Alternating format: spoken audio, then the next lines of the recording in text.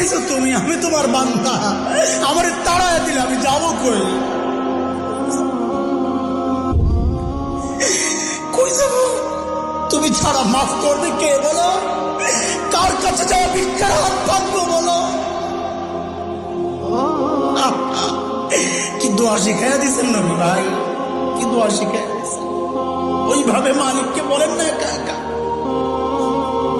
তুমি আমার রব, আনতা রব্বি, আনতা রব্বি, আর কেউ না।